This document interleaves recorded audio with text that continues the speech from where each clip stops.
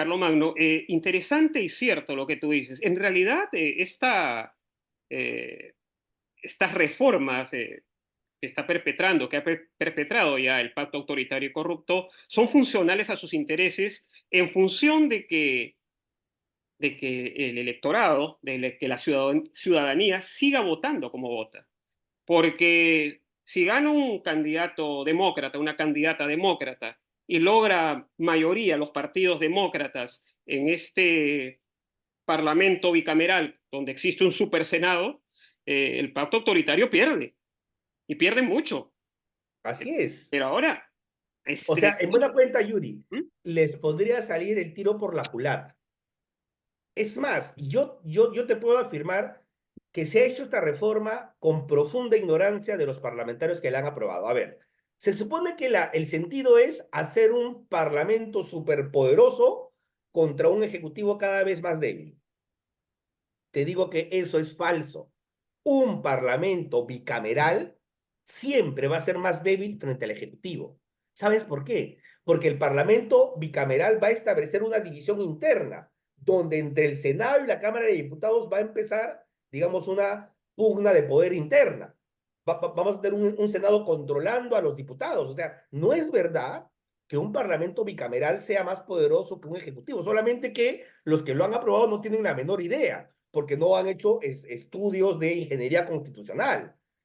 ¿Y por qué lo han aprobado? Porque estaban pensando, oye, 60 puestos más para que aumenten nuestras posibilidades de, junto con la reelección, ser reelectos y no salir de las gollerías y el blindaje que les implica a muchos personajes estar en el Parlamento. Pero el tiro les podría salir por la culata, o sea, en buena cuenta, ya que torcieron las reglas a su antojo, no podemos decir, ¿sabes qué? Yo no juego con esas reglas y me voy. Ya bueno, ¿y qué hacemos? O sea, si no hacemos eso es Justamente quedarnos dices, Carlomagno, por eso es que un parlamento unicameral resultaba tan funcional, tan favorable para Fujimori. Era aquí. más fácil Por controlar. eso es que Fujimori establece un parlamento unicameral porque era muy fácil controlarlo. Entonces, se han olvidado de eso entonces, y ahorita en los análisis dicen, no, por ejemplo, yo veo analistas que dicen, sí, ahora va a haber un super senado, que no sé qué, oye, pero en contexto es un parlamento que va a ser más débil y para mí qué buena noticia, pero no la vieron, o sea, al final, y lo otro es, el otro elemento es el siguiente, a ver, quienes han hecho la reforma están viendo, oye, yo quiero seguir siendo congresista, sea diputado o senador, ¿ok? La pregunta es, ¿necesariamente su voluntad de ser reelectos se va a cumplir? Cuando había reelección parlamentaria en el Perú, cuando había reelección, o sea, que ha sido hasta no hace mucho, ¿no? Porque recién eso se introduce, se proscribe la reelección parlamentaria con la reforma constitucional que se aprobó en referéndum.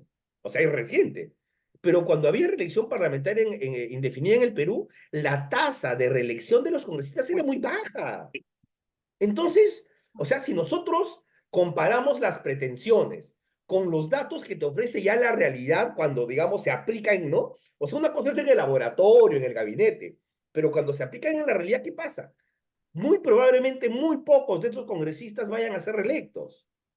Pero, insisto, si los dejamos jugar solos, obviamente aumenta su posibilidad. Si logramos construir alternativas interesantes, que por ejemplo, una de las preocupaciones que yo tengo es la siguiente, ¿no? Sí, está bien, es importante hablar del Rolex, de las instituciones, pero ya no sería momento de empezar a hablar de los grandes temas que tienen que ver con el desarrollo del país. Por ejemplo, un tema que está en la agenda, pero los políticos no lo están abordando, el megapuerto de Chancay.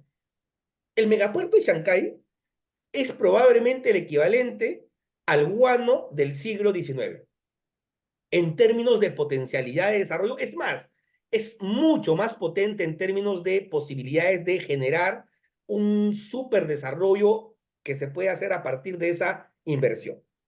Ciertamente, es una inversión privada china, todo lo que tú quieras, pero no deberíamos estar como país discutiendo, oye, ¿cómo vamos a posicionarnos como Estado peruano frente al megapuerto de Chancay?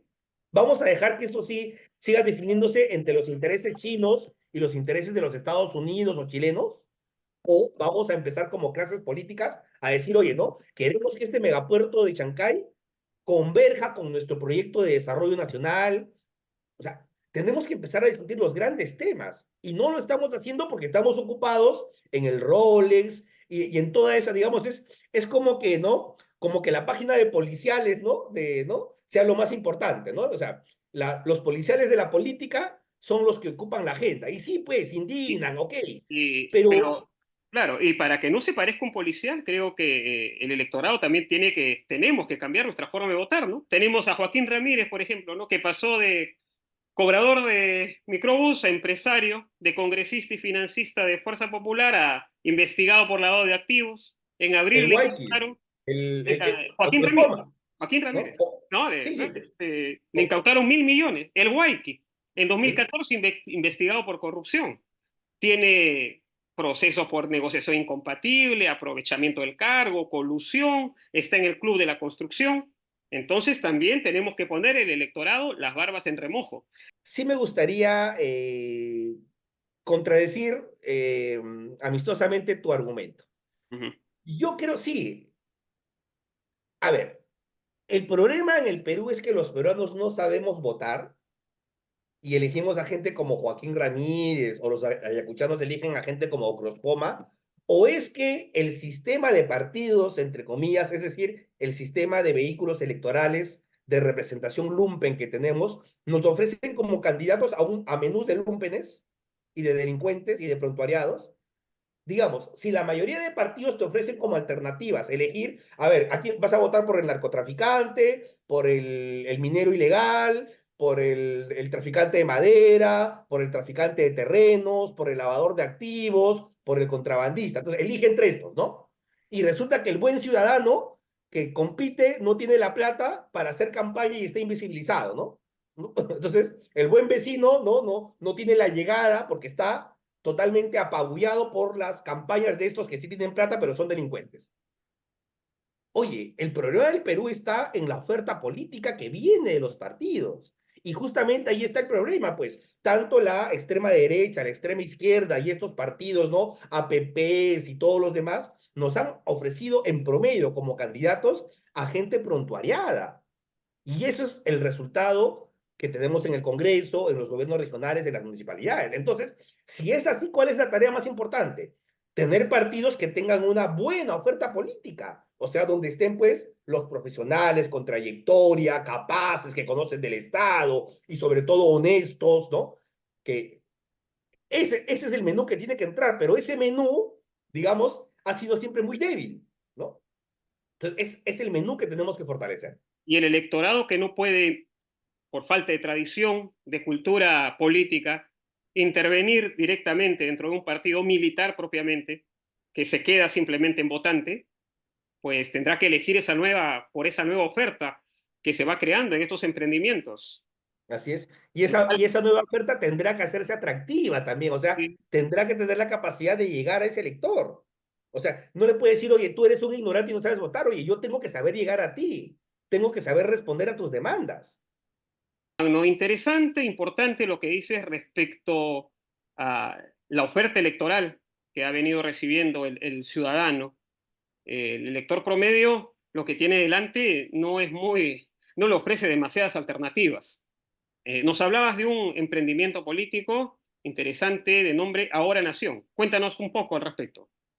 Sí, a ver, Ahora Nación es un partido político que está en proceso de inscripción, ya hemos presentado nuestro expediente al Jurado Nacional de Elecciones y este proyecto nace, digamos, al fragor de las protestas ocurridas el año pasado contra el gobierno de Dina Boluarte y el Parlamento, concretamente a partir de un importante grupo de jóvenes, ¿no? Cuando delegaciones de jóvenes de las universidades del sur del país, de la Universidad Nacional del Altiplano, de la Universidad de San Cristóbal de Huamanga, de la Universidad San Antonio Abad del Cusco, de la San Agustín de Arequipa y de otros lugares vienen a Lima a protestar y son cobijados en la Universidad Nacional de Ingeniería y ahí tienen un importante rol su rector, el doctor Alfonso López Chau, que se contrasta más bien con la rectora y esto me da vergüenza decirlo, de mi Universidad de San Marcos, que lejos de proteger, digamos, a los protestantes, ella fue la que llamó al ejército y a la policía para que se metan a mi universidad y violen derechos fundamentales de personas, ¿no? Luego de eso, los propios jóvenes se organizan e invitan a Alfonso López Chao a la ciudad de Puno para, digamos, en un evento con la Universidad de Altiplano, y resulta que en Puno se aparecen cientos de jóvenes de todo el sur, y ellos se autoorganizan y deciden fundar un partido y lo invitan ciertamente a Alfonso López Chao. Él les dice que él como rector no puede militar, no puede tener un rol activo, pero los alienta, digamos, a fundar un partido, digamos, de la juventud. Y es ahí donde, digamos, dos espacios, ¿no? Un sector de Fuerza Ciudadana y Confluencia Perú, que es un colectivo político que yo coordinaba en ese momento, decidimos integrarnos a este proceso y, digamos, disolvernos dentro de Ahora Nación, ¿no? Una de las cosas interesantes que más me gusta de este proyecto es su marcada presencia provinciana, nacional, ¿no? Donde de los 14 miembros del Comité Ejecutivo Nacional, solamente una o dos personas son de Lima, ¿no? O sea, tenemos a nuestra vicepresidenta Nicole Araujo, ¿no? Que es una joven de la UNI, a Néstor Villegas, que es el secretario general, que es un joven de la UNI, a Brian Valentín Delgado, un dirigente de la UNI huancaíno, que es mi paisano, yo mismo que, si bien es cierto, vivo en Lima hace muchos años, soy huancaíno, José Marcelo, que es ancachino, Yulisa Prado, que es andahuaylina, César Holguín, que es cusqueño, Ángel Meneses, que es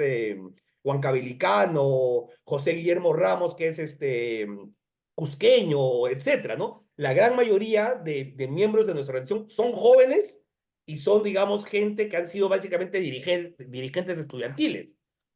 Y eso es, digamos, o Vladimir Sonko, que es de Puno, ¿no? Que precisamente es el lugar donde se origina todo eso. Entonces, nosotros somos un partido escuela. Uno de nuestros lemas fundamentales es todo el poder a las regiones para conquistar los mercados del mundo, porque creemos en partidos que formen militancia y además sean parte de un proyecto nacional que no puede ser limeño.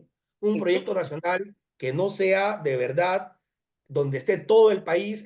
Magno, entonces, si lo queremos caracterizar así rápidamente, Ahora Nación es un partido mayoritariamente provinciano, con importante presencia fundacional del movimiento estudiantil.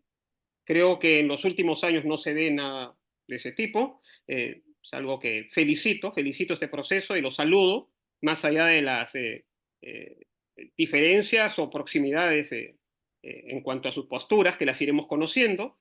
Y el hecho de que sea provinciano no rompe con Lima, porque Lima es provinciana. Muchos estudiantes seguramente de la UNI, de San Marcos, qué sé yo, Villarreal, incluso universidades privadas también, vienen de familias provincianas y el nexo está ahí, es un flujo constante, así es que se articula. Y un partido descentralista. Enarbola otra vez el descentralismo tan venido a menos en Perú, de alguna manera, o un descentralismo que no se ha visto traducido, digamos, en la mejora significativa de las condiciones de vida del poblador de la provincia, de la región. Exactamente, ¿no? Tú lo has dicho, Lima en realidad es una Lima provinciana. Hay una canción muy, muy bonita de los Mojarras, ¿no? Que habla del carácter provinciano de Lima. De hecho, los dirigentes del partido han nacido en Lima, que son básicamente de la UNI, todos son o provincianos o hijos de provincianos. Y nosotros vemos allí, personalmente yo lo veo con una gran ilusión, porque para mí es la posibilidad de terminar por fin de construir una auténtica élite política nacional, representativa, y que es lo que es el Perú, un país mestizo, cholo, pluricultural, diverso, que esté representado en una nueva élite política, ¿no? Y no sean esas tradicionales élites políticas, digamos, muy, muy capitalinas, muy, muy clasemedieras, ¿no? Más allá de sus buenas intenciones. Entonces, creo que es una de las cosas que faltaba, ¿no? Una nueva élite política de verdad representativa. Basadre esto lo reclama en su obra La promesa de la vida peruana, precisamente, donde él dice: si la república no avanzó es por falta de una auténtica élite política. Élite en el sentido de clase dirigente, no en el sentido pues, socioeconómico, ¿no? Sectario, ¿no? Le podemos cambiar el término por clase dirigente, ¿no? Creo que eso es lo que estamos Élite, formando. vanguardia, liderazgos, ¿no? Y el hecho de que tuviera en su epicentro, en su momento inicial, porque según me comentas, esto se ha extendido, te pido que nos mantengas al tanto, en la UNI, la Universidad Nacional de Ingeniería, que tiene un renombre internacional también, te lo digo desde acá, desde Uruguay, desconocía la UNI, nos habla de lo que podría ser el semillero de cuadros políticos, pero político-técnicos. Eso es importante. Exactamente. De hecho, nosotros tenemos un término que se llama tecnopolítico, ¿no? Que es este sujeto que tiene las capacidades políticas que solamente se pueden aprender en la carrera política. O sea, tú no aprendes estas habilidades ni siquiera estudiando ciencia política. Las aprendes militando y, digamos, creciendo, ¿no? Desde abajo, haciendo carrera, ¿no? Y, digamos, el elemento técnico es en el conocer, digamos, sobre políticas públicas, el manejo del Estado, ¿no? Toda una parte técnica que en el Perú se desconoce bastante. Mucha gente llega al Estado sin tener la menor idea de de cuáles son las lógicas de funcionamiento gubernamentales, ¿no? Entonces hay que conocerlo. Y así llegan a las municipalidades, a los gobiernos regionales, al Congreso. Y eso también es una de las explicaciones de por qué hay tan malas gestiones. Porque hay gente que llega a encargarse de cosas que no sabe. Y eso obviamente, por eso para nosotros, y eso está además en nuestra acta, en nuestros estatutos, nosotros nos proclamamos un partido escuela. Y eso es recuperar, en realidad, ojo, en nada de esto, Yuri, estamos inventando la pólvora, en absoluto. Nosotros no somos pioneros de nada. Simplemente estamos haciendo lo que mínimamente hay que hacer en una sociedad, que es construir partidos de verdad, como los partidos que hay en Uruguay. O sea, es eso, nada más. Es hacer la tarea, ¿no? Que siempre habrán problemas, pero la idea es ir construyendo esos instrumentos que nos permitan pues, transformar esta realidad adversa. Te agradezco, Carlomagno, por tu presencia, por habernos aproximado a este emprendimiento, este emprendimiento colectivo. Me alegra confirmar directamente, viniendo de ti, eh, el raigambre, la vertiente provinciana de Ahora Nación. Manténnos al tanto de este proyecto, por favor. Y bueno, un abrazo a la distancia. Un abrazo y más bien te agradezco mucho a ti, Yuri, por haberme dado todo este tiempo muy valioso. No, gracias. Los peruanos en el exterior somos poco más de 3 millones. Así es que nos mantenemos en contacto y estamos muy preocupados. Además que siempre vamos y venimos también. Un gran abrazo. Bueno, muchas gracias. Un abrazo a la distancia. Agradecemos nuevamente a Carlomagno por su presencia. Estaremos atentos al devenir de Ahora Nación y de todas las iniciativas políticas contrarias al pacto autoritario y a su agenda antiderechos. A todos los que nos siguen, los invitamos a dar like a este video si les pareció interesante, suscribirse y activar la campanita para recibir notificaciones de futuras ediciones. Sin más, un abrazo a la distancia, cuídense y hasta la próxima para volver a estar en conexión. Gracias.